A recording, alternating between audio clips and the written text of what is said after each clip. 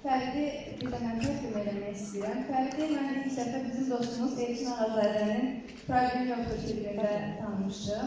Xoşbəxtlik musiqisini söyləmişdim. O qədər bəyənmişdim ki, sənətində çox vurulmuşdum və Zibər xanım mənə deyəndə ki, Aygün, kimlərsə birlikdə olmalı bu şəkildə. Mən Fərdi istəmişdim. Dedim ki, bir sənətlə yaxşı ortada olaraq. Çox arkadaşlar sənətlərimiz istəyirəm. Bir Kamil Ağazadədən.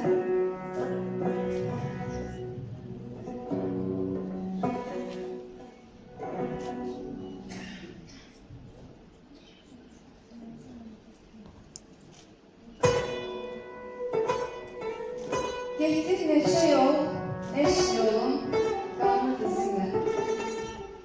Bu vadidə getmək diləyən, gəlsin bizimlə. Bir kimsəyə qeyzim qəzəbim olmuyor, bəs var. Vallahi mənim də dalğam olur, həm də özümlə.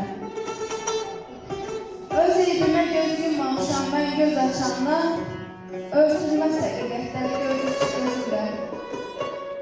Ey Rəbbim, üzüm qarə, günahım çox, əlim boş. Neydim səninlə, mən yenə, sərfimlə, düzümlə. Baş açmadım əvvəl dolaşıq badirələrdən, dərk elədim axır səbəbim, dərin özümlə. Hər hadisə bir fəslimiş ömrüm kitabında, söz-söz düzülüb hər bir dərmanın düzümlə. Biz dərdi alıb, zövq verən şeirə çevirdik. Dərdin deyirəm, bəlkə budur dərdi bizimlə. Dərdin deyirəm, bəlkə budur dərdi bizimlə. Arzum bu yaşımdan, budur bir hissi ocaqda, bir ömrü bərabər yaşayım, ruh ikizimlə. Xoşbəxt olaram hər iki aləmdə siracı, bir qəlbə işıq bəxş eləsəm, gecə səsində.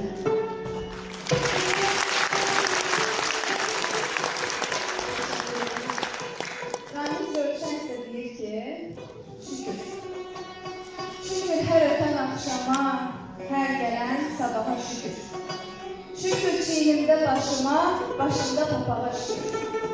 Qapım döyülür deyəsən, cəllatmısan, əcəlmisən. Hər kimsənsə, xoş gəlirsən, hər gələn ona şükür.